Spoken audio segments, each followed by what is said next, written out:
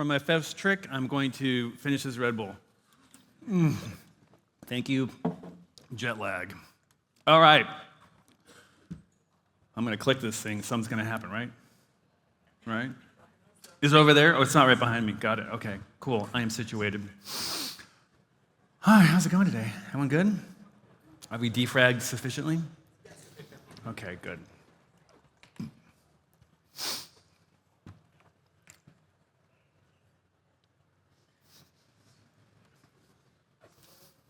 A little uncomfortable?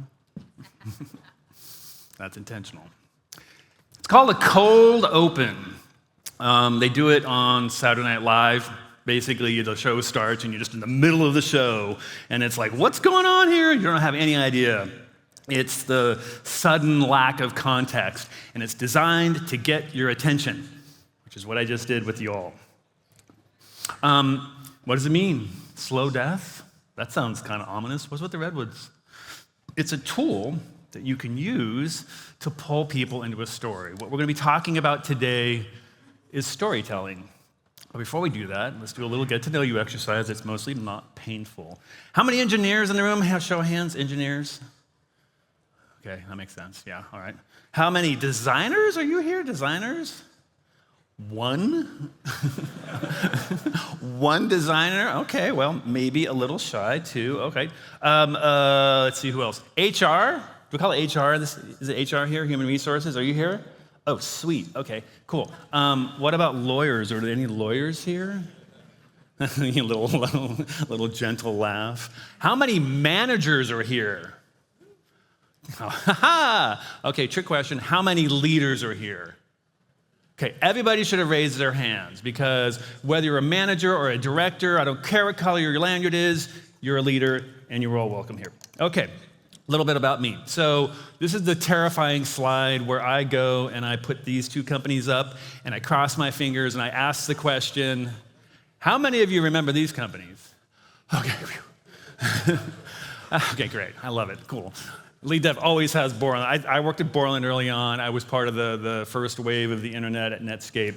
How many of you heard of that company that you've never heard of? Because that was me. I did that. I did a startup then. I was at Apple for a while, did some stuff, we'll talk about that in a second. Then I did 3 startups in a row. Sorry about that first one, mostly not involved for reals. The other 2 were amazing. I did Pinterest, and then I did VP of Engineering at Pinterest, and I did the VP of Engineering at Slack, and then I went back to Apple for about 5 years, and a pandemic, and now, as Mary said, I am on the pro leisure circuit, which is basically taking a deep breath and trying to figure out what I want to go do next. I'm not sure what it is. I'm very privileged to have the ability to relax for a little bit. Not on stage here because I'm super nervous, but that's what I'm doing right now. Meanwhile, I've also written some books as well, Managing Humans, which many of you have probably seen. There's Software Developers Career Handbook for O'Reilly, Art of Leadership. There's another one coming out in like a month. I got 4 chapters left. If you've read any of these, you're going to know 2 things. You're going to know that I'm going to go backwards a slide because I clicked too fast. Boop. I spend a lot of time writing about things that I consider to be painfully obvious. I say obvious things, and I'm like, this is, you know this, right? And they're like, whoa, that's amazing. I'm like, oh, that's cool. But I do this by telling stories. And that's all we're going to be talking about today. We're going to talk about stories. Why are stories important to leadership? As a leader, you have a lot of opportunities to communicate. All hands, one-on-ones, staff meetings, Slack, Teams, mail, messages. Think about Jeremy for a second here. Jeremy works for you at your company, and you have kind of 3 ways to speak to him. First one is, Jeremy, you got to do this. And Jeremy's like, all he hears is that you're being declarative and that he's in trouble. Do this. It's called being tell-assertive. We introverts do not like this. Another nicer way is to ask Jeremy and say, hey, Jeremy, how do you think you're doing here? Which is actually even scarier now that I think about it, right? I'm in trouble, right? Or you're thinking about, why should I do this? Maybe not as terrifying as, tell assertive, but even ask assertive can be a little bit like, is it a trap? All right? The other way And my favorite way, and that's all we're going to talk about, is telling a story. Jeremy, I was talking to Julia, and she mentioned that you have missed the one-on-ones for like the last month, and I want to tell you this story about one-on-ones and how they're important to me. What did that last one sound like relative to the first two fake ones? It sounds a little more human, right? I mean, unless you're reading the screen over there, which is a robot, by the way, which is kind of cool. But it sounds human. You can hear my thought process. And I'm kind of welcoming you into the conversation by saying, hey, let me tell you this story this one time. Julie and I talked about that. So let's explore that. This talk is inspired by this gentleman here, very briefly, which is J.J. Abrams, director, writer, done a lot of movies. And the story was a TED Talk where he goes and talks about the mystery box, this sort of box that starts the story, this question that has to be answered. I think Alfred Hitchcock did this a lot better with the MacGuffin. The MacGuffin is this object which appears in the story, and you're like, oh my God, that's super important. It's a Maltese Falcon, or whatever. And it drives the story forward. It's always interesting. The characters start to care about it less as the story goes on, but it's there to drive the story. Think the briefcase from Pulp Fiction. Think the Ark of the Covenant from the Raiders of the Lost Ark.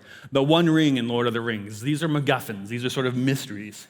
It's there to get your attention, and there's always a little bit of magic to it. There's something about it, like when he opens up the briefcase and it lights up, and you're like, why is it lighting up? It's lighting up because there's a light bulb in there. But you don't know that. You're like, there's something magical going on there. So let's talk about magic and magic structure for a second. You're wondering, why magic? Magic is actually really interesting because it has a 3-act structure, just like any good story. The pledge, something ordinary. The magician presents you something familiar, a deck of cards, a bird, this jacket, and asks the audience to inspect and make sure, is this a jacket? It sure does look like a jacket. Is this a talk or a magic show? We don't know yet. The turn, next part of magic show. Sorry, the magic trick. The magician takes the ordinary object and he or she does something extraordinary. It disappears, it changes. And this magic suddenly occurs.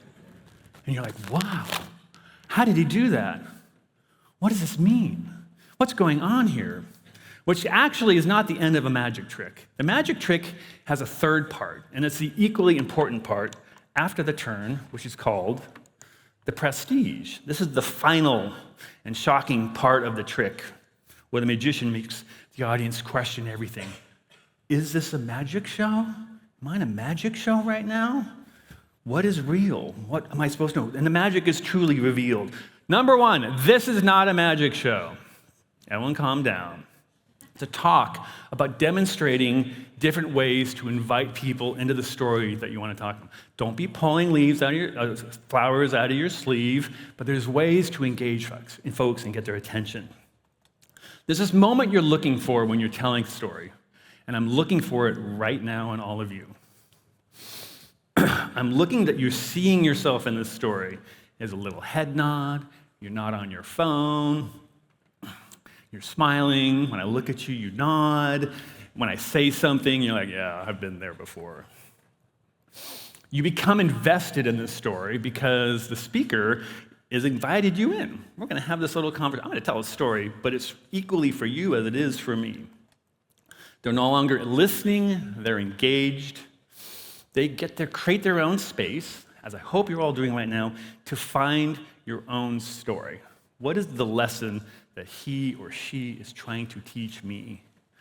I'm inviting you to come and play a little bit. It's safe here. You're going to enjoy this. You're in good hands. You're not in trouble.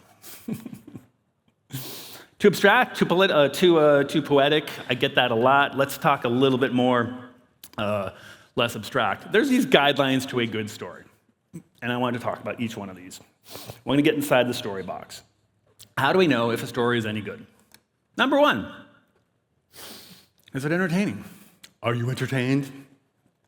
Now, most stories are not told in front of 850 people. That's not like where the bar is. It's normally just you and Ray and Rachel, and you're having this conversation. You realize it's time for a story. But regardless of whether however people are talking to. The question is it engaging? But I think part of it is truly, is it entertaining? Is there something entertaining about this story that I'm going to tell you? The punchline, the opener, the flowers. Is it engaging? That's number one. Number two, did we learn? This is kind of the whole point of this thing. I'm telling you this story right now, and I'm going to tell you some quick stories here. The lesson needs to be accessible. I'm putting up guidelines. These are the things I want you to focus on. I say we here because there's an equal responsibility on me, the storyteller. Am I successfully teaching a lesson? And the listener, are you hearing it? Are you hearing it? Did you hear the lesson? Third, is it relevant? Read the room. Read the room. Is this something that this group needs to hear, this person needs to hear at the right time? Are they ready to hear it, and are they actually hearing it? Assuming you have a good story to tell and you know you're talking to, read the room. And last, there's actually 4 guidelines, but we're not going to talk about this one at the end because it's actually the hardest part, which is, can you actually tell a story? Okay? Those are the 3 rules with a little hiding one there. Is it entertaining? Do we learn? And is it relevant? Is it relevant? Good job. Okay, got it? We're going to do 3 stories really quick.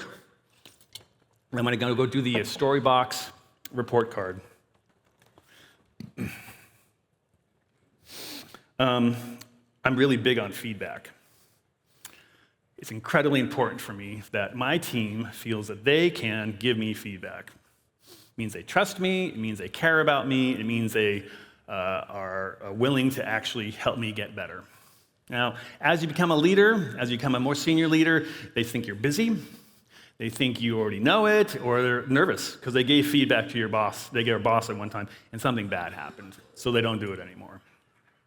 So whenever I started a company, wow, I'm young there. Whoa.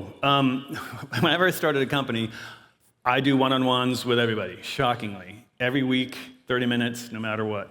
Every week, 30 minutes, no matter what. Everyone got it? Good. First week, I've been there 4 days, and I say, hey, great, what's going on? We have our one-on-one, it's chit-chat. Nobody knows anything yet. I'm an unknown quantity, they're an unknown quantity. Good first week, oh my God, that's amazing, blah, blah, blah. And at the end, I say, hey, do you have any feedback for me? And never in the history of ever has anyone given me feedback. Never, not once, because they're nervous. What are they going to say? I'm an unknown quantity. They don't know who I am. So I do it again, and I do it again. And finally, on week 5, Julia realizes I'm not going to stop asking.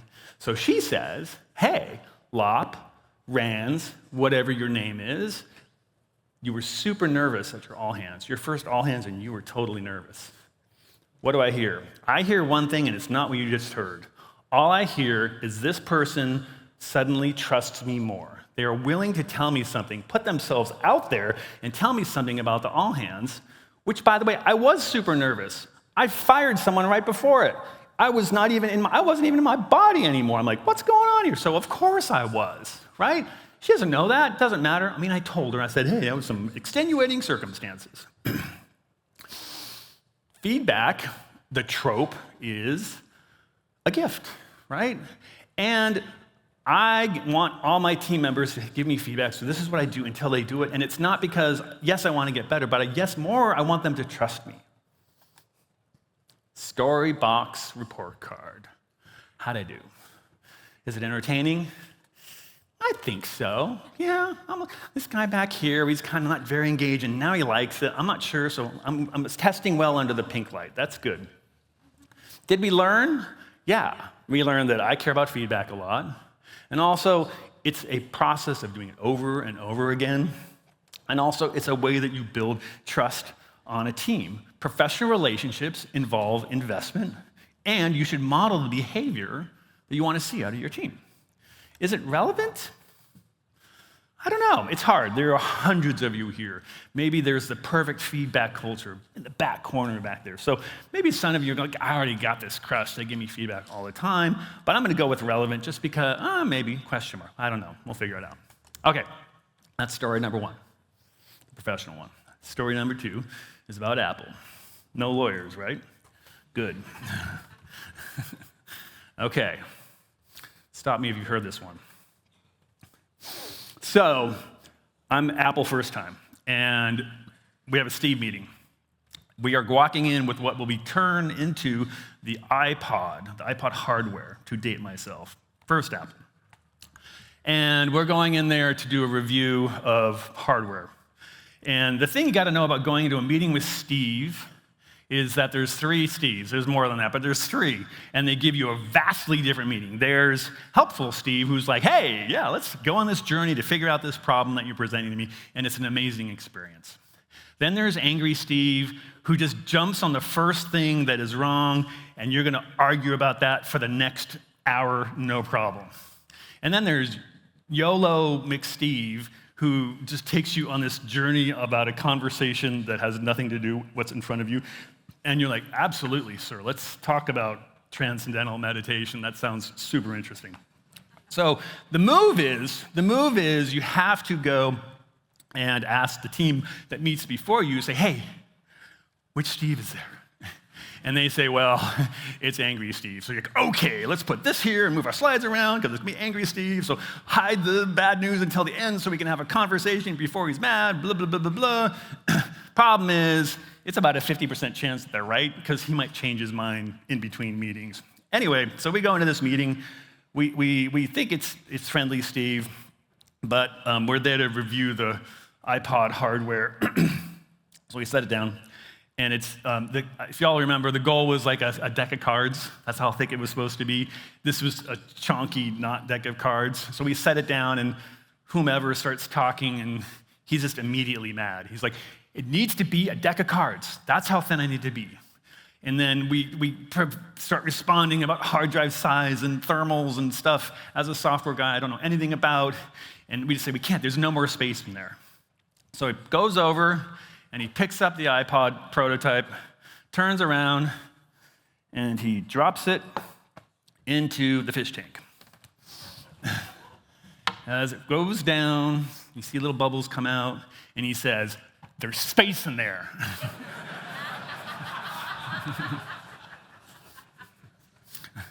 How many of you have heard this story before? Okay, yeah, like a decent amount of you. So yeah, it's entertaining, I can tell. I got the best reaction. I knew this one would test well. Did we learn? Like, kinda. I mean, it's entertaining. If you're an Apple fan, like you're like, that's cool, that's amazing. Did you learn something? Yeah, there's some rules in there about Apple religion in there, but maybe not. Maybe you're like, Apple, come on, seriously. Is it relevant? I mean, like, not really, except it's a trick. It's a trick. The trick is this. Is it a story? 100%. We're here for a leadership conference. Is it a leadership story? Yeah, here's the thing. This never happened. Never, never, ever happened. In fact, it's a complete fabrication. No one who would have known this story would have actually has ever told it. It came from a Quora thread, and it's a post from years ago. Someone who claimed, like, there was this amazing story that happened there. And fun fact, people inside of Apple tell themselves this story all the time. You tell it to each other. So is this a complete waste of time? No, I'm having fun. But because inside of this fabrication lies some interesting lessons about leadership, about Apple, and about storytelling. It still teaches that eager Apple listener some interesting things. And yeah, by the way, even though it never happened, what a mess. Even though it never happened, there are things in there that smell like Apple to you. So I sat up here lying to you for a little while. The story persists because it is a perfect Jobs parable. Theatrical, cruel but correct. But perfect parable is usually the tell. It's the management blog equivalent of the Henry Ford faster horses story. That story that I just read there for you was written by robots. I asked the robots to explain to you why that story that is fake, keeps getting told over and over again. The robots wrote that. Are you angry? Guy in the front row is angry. Good, thank you. This is Grumbles.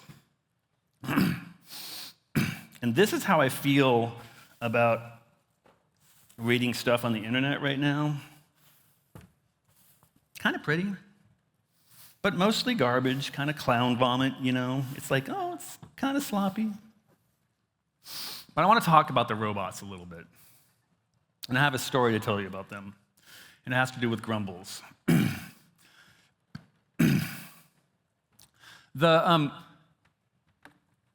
Why is everyone mad? This Grumbles, he's mad because everyone's really mad at him right now, right? Everyone is like, hey, you're taking away my jobs, and there's a lot of really justifiable reasons.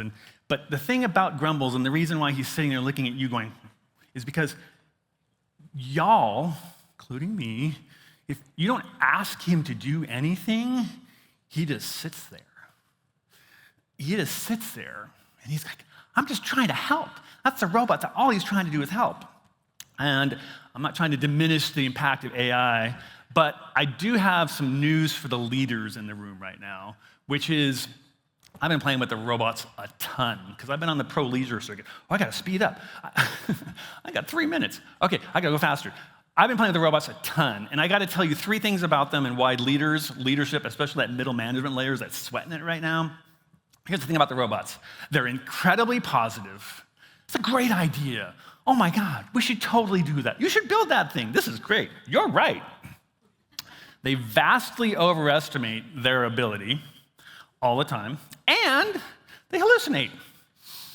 They just guess sometimes. And sometimes they do literally the opposite thing what you ask. Here's the thing I want you all to remember as leaders in this room. Does this set of attributes remind you of anyone that you know? Let me tell you, it reminds me of every single person that I know, that I've worked with. They're super pumped.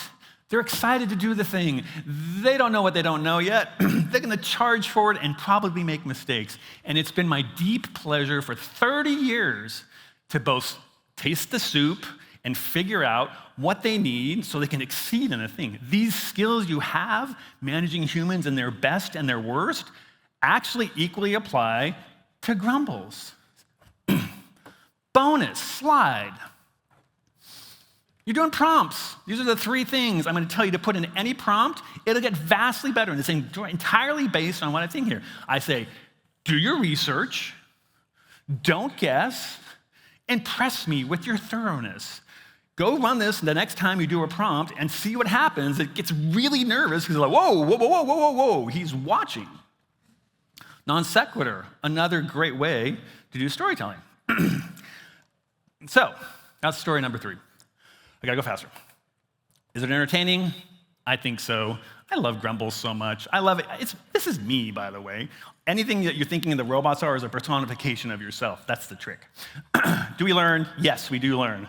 Is it relevant? It's very relevant. Hooray, we did it! Round of applause. Woo. Was not expecting applause there. Sweet. It's not a good story asks. It invites people in. It doesn't tell. It gives the audience a choice. Would you like to learn this thing? The story is only as good as the ability of the storyteller. And this is the hardest part. I'm going to go fast because I'm running just a smidge late. Can I go like 2 minutes more? Okay, great. It's the performance. It's how do you tell a story? Get yourself a cane. It's really exciting. This is great. Can you tell a story? Which brings us back to slow death. I I'm a bike rider, and I go too fast on my slides. I'm a big bike rider. I have a bike, her name's Sia, because she's made out of titanium. I ride in the Santa Cruz Mountains. Not a lot of cars, not a lot of lots of climbing. One of my favorite rides is about 40 miles, kilometers, ? Loop, which passes through this little town of Corralitos in the Redwoods. Just after Corralitos is the climb. It goes up and forever, up and forever. And when I started biking hardcore about 6 years ago, the climb was the bane of my existence. The shame of being a bike rider is when you have to get off, you go, whoo-hoo, and you have a Cliff Bar, or you drink your stuff, or do whatever you're doing there. I had to stop every time on this thing. Strava is an app you can track your rides with, and you can compare yourself with other folks. And what you can do is you can also see the segments, because people can put in names of the segments. And after a particularly bad ride on this Corralitos climb, I was sitting there, got off my bike, I'm dizzy, and I fire up Strava. I'm like, where the hell am I? And the name of that ride is Slow Death. It goes forever. Such a beautiful ride. Straight to the redwood forest. No cars, right next to a creek. Redwoods are amazing, highly recommend them. 5 miles, 5.5, the climb itself, the segment's about 5 miles, 3% grade, up and forever. Up and forever. First time, it took me 47 minutes, including my 3 stops where I nearly threw up. I had a big birthday coming up, and I wanted to crush this segment. So what I did is the thing I always do when I think it's impossible. I wrote it again and again and again and again. 47 minutes turned into 35, which turned into 34, which turned into 32. The birthday arrived, and I left to tackle Slow Death, and it was just beautiful. It was like 27 minutes, 31 seconds. Never did it faster. Really? Wow, for the bike ride? Sweet, thank you. It's a performance. That's part of what a good story is. The best advice is easy to understand, but the hardest to apply. Practice, fail, practice again, find the lesson, learn the lesson, tell the story, tell it poorly, do better the next time, do it over and over again. The truth just sounds different. My final advice is to embrace this gift it is giving you today and tomorrow. Talk to that stranger, buy that person you like a martini, find the werewolf game, play the werewolf game. Conferences just like this one are full of stories. Other than practicing again and again and again, the best way to become a better storyteller is to listen to someone else tell a great story.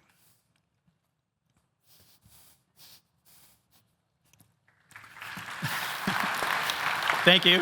That was not a pause. That was not a pause, but thank you.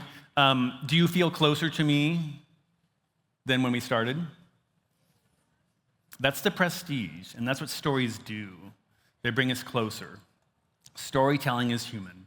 The typeface is Futura, software is Keynote, writing and tap dancing is me. Ben did the slides. Grumbles was done by Icon Factory, amazing artists. And Grumbles wrote slide 25. He was very proud of it. Thank you very much.